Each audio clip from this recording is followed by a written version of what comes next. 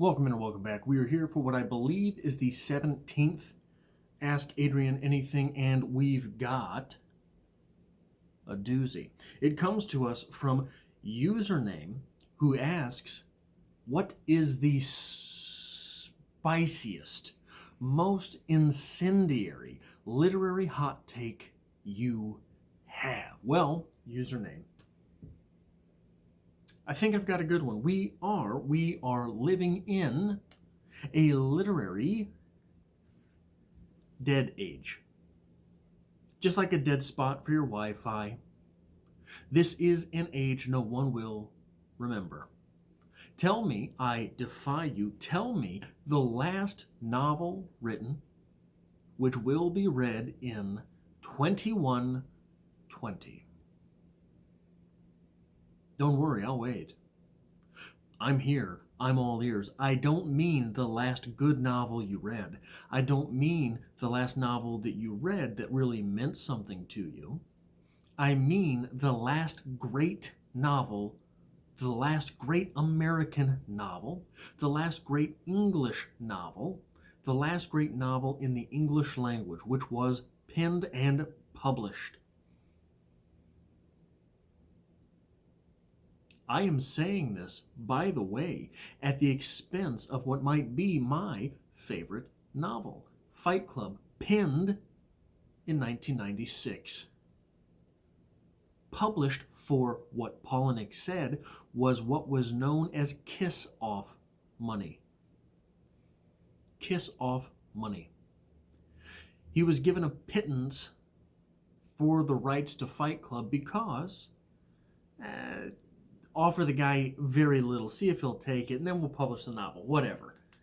I don't want to lose money on this thing. Look, I love Fight Club.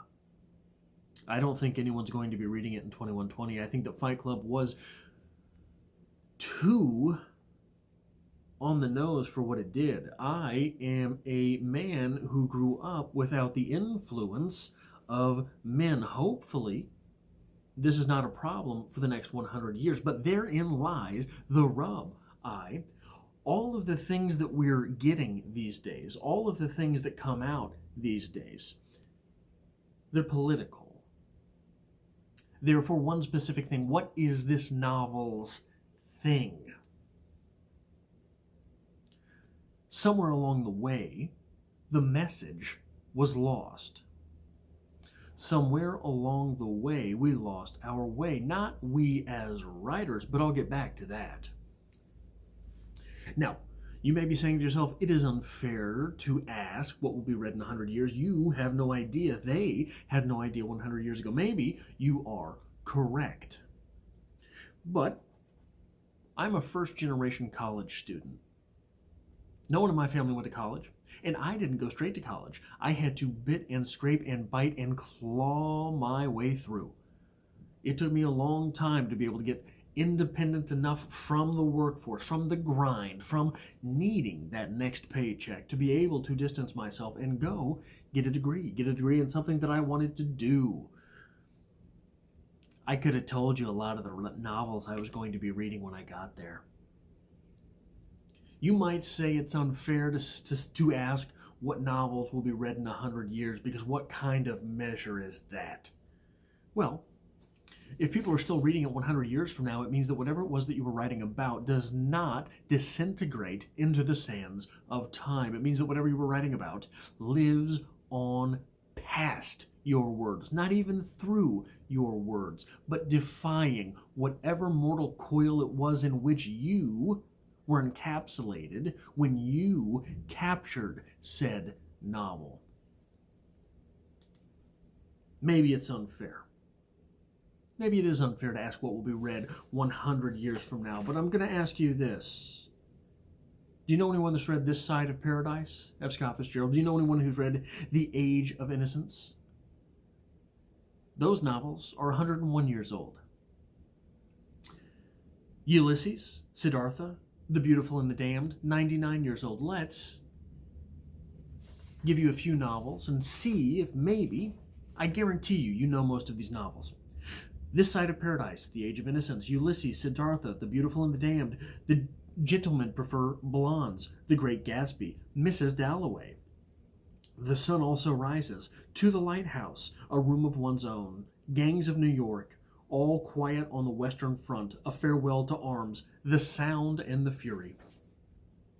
Probably, you know most of those. That's the 1920s. That's just name recognition novels from the 1920s. In fact, Ulysses, Siddhartha, The Beautiful and the Damned, that's 1922. All Quiet on the Western Front, A Farewell to Arms, The Sound and the Fury, that's 1929. That's 100 years. That's the decade of 100 years ago. Those novels,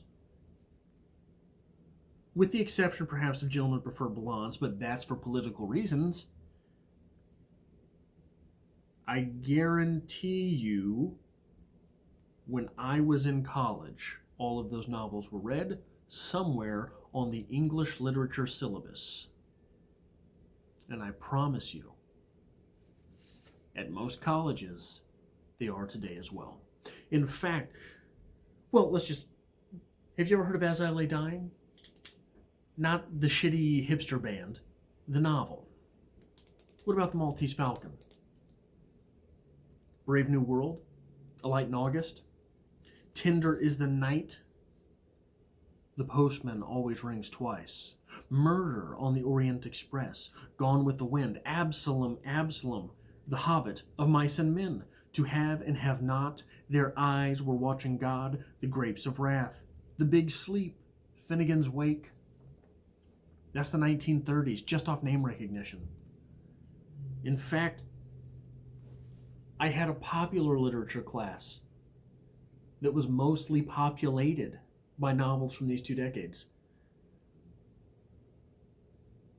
We are in a literary dead space. We are in a literary dead zone. In fact, so let's hazard a guess. Last great novel which was written. Some are going to say The Road. I say that's ridiculous. Don't be stupid. You're silly. I'll count it if you want. If you want, I'll count it. The Road was 2006. It's already 15 years ago. 15 years is the difference between This Side of Paradise and Gone with the Wind, or Absalom, Absalom. So in between those ages, those years, you'd miss Ulysses, Siddhartha, Beautiful and the Damned, Gentlemen for Blondes, The Great Gatsby, Mrs. Dalloway, all those novels that I read between there. You'd miss all of those just from the time where The Road was published till now. Maybe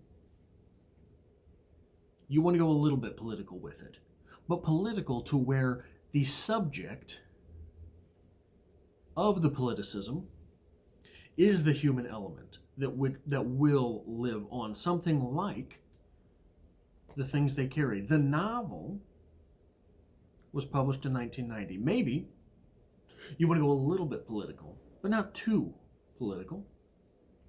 And you want to talk about religion a little bit.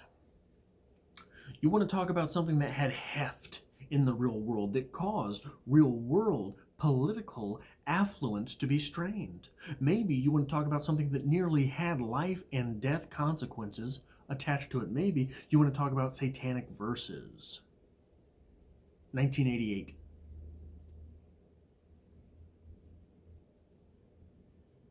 '88 to '98, '98 to '08, '08 to '18. You're talking 34, 35 years coming up.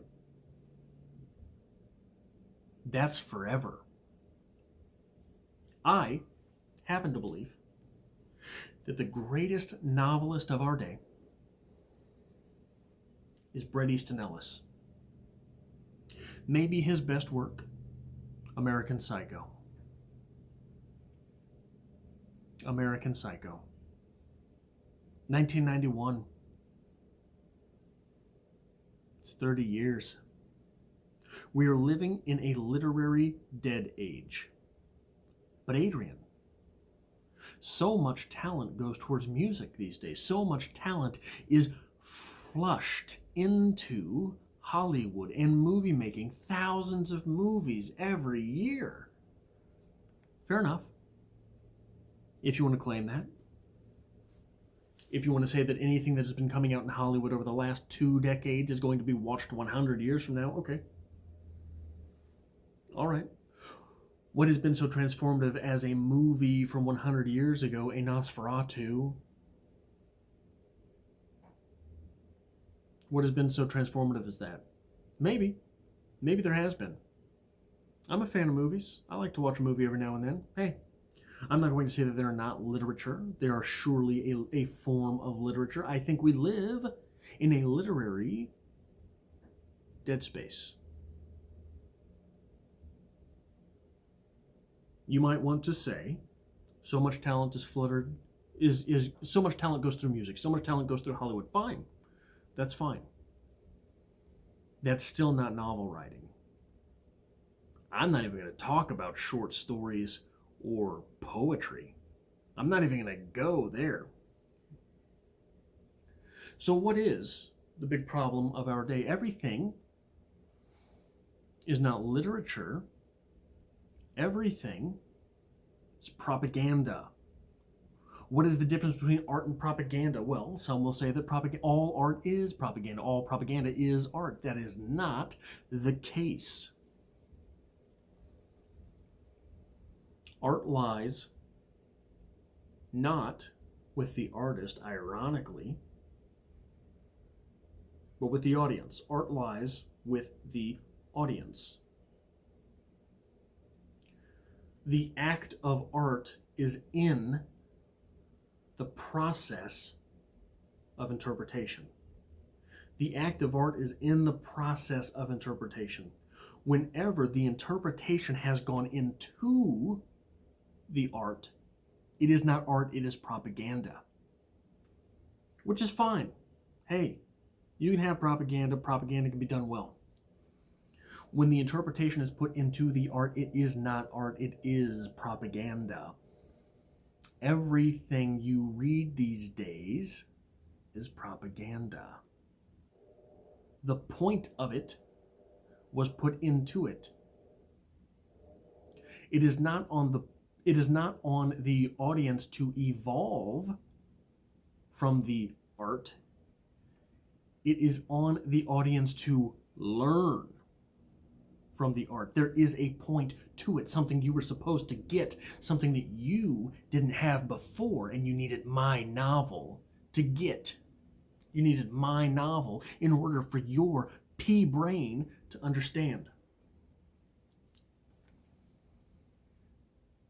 I, the writer, have something you, the reader, need. That is the assumption underlying almost all of the literature that comes out these days. There are exceptions.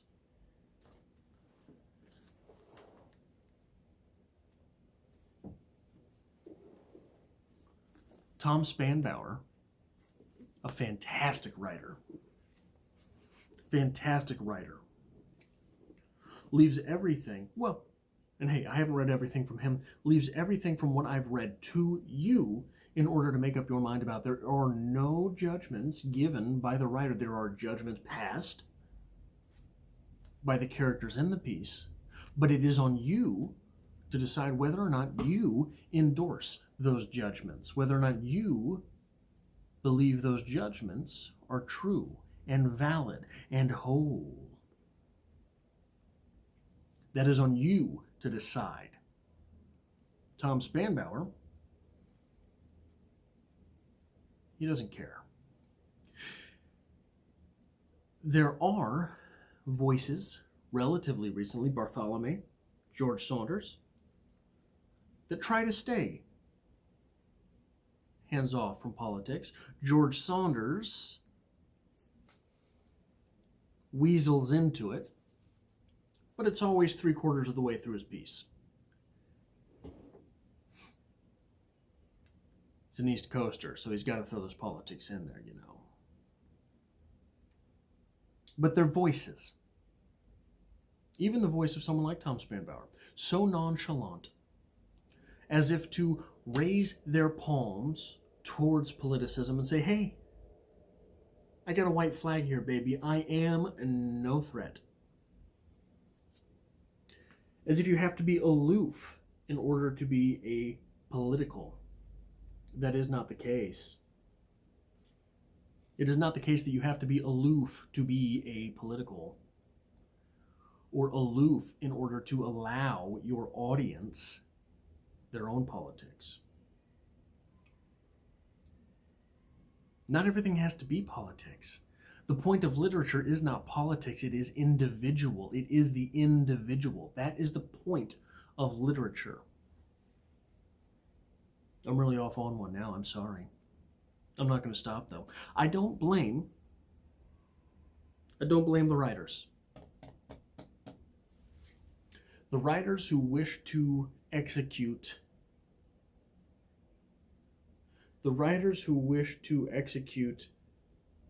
as I lay dying type novels that incorporate politics, but do not involve them. Do not necessitate them. Those writers exist. Those writers are out there. I blame the gatekeepers. We have to blame the gatekeepers. And why do we have to blame the gatekeepers in the age of the internet? Because in the age of the internet, everything became so much more important to keep your hands as tightly wrapped around the neck of things, tightly wrapped around the airflow of anything that's going to get through.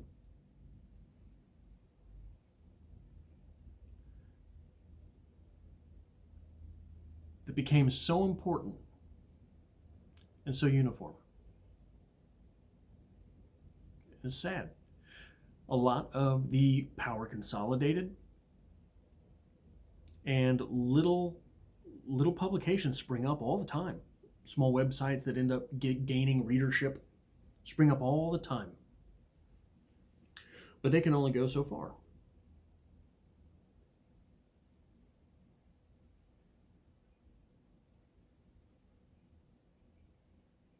And I'm not even talking about the wrong politics. I'm talking about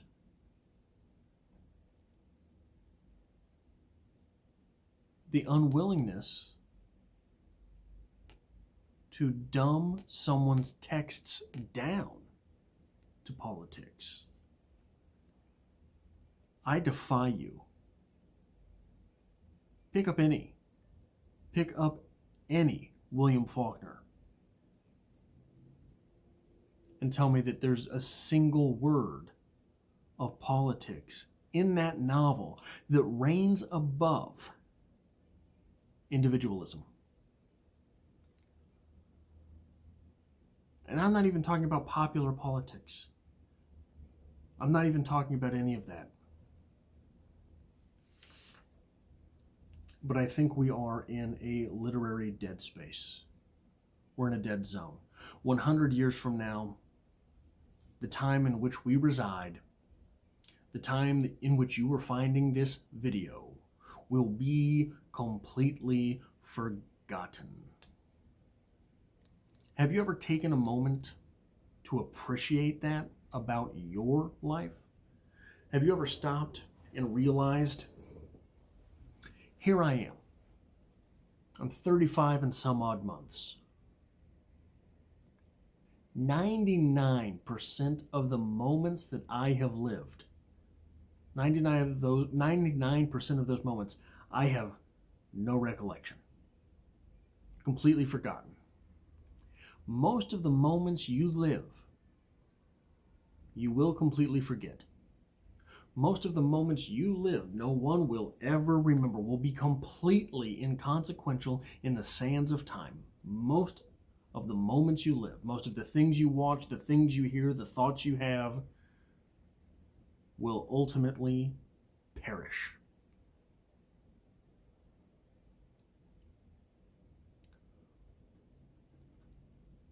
Think of that what you will.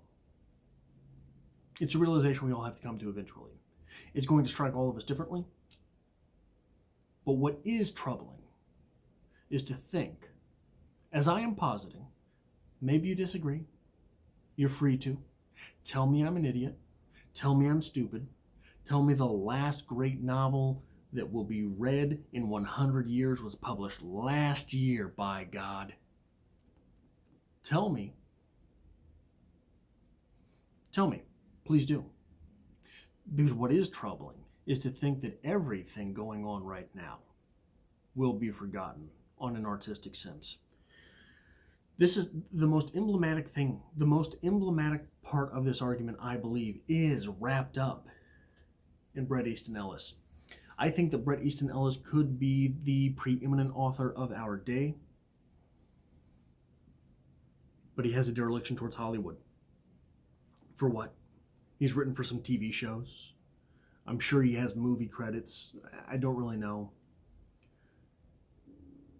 His understanding of a character and his ability to put characters on a page, his ability to build ambiance through words, I believe in today's world is second to none. And he doesn't write. Not really interested in this, it seems. If you've seen interviews with him, it seems he dabbles. He dabbles. That's the best we've got, I think. I think we're living in a literary dead space. Tell me I'm wrong. Tell me the last great novel you read. I defy you. Tell me with some conviction that it will be read in 2121. That is all I have for this, the 17th, I believe, episode of Ask Adrian Anything. If you have any questions, leave them in the comments below. I have new videos here Monday, Wednesday, and Friday. I have new videos on my literature channel, Strip Cover Lit, every Monday, Wednesday, and Friday. Mondays are for poetry. I hope to see you next time.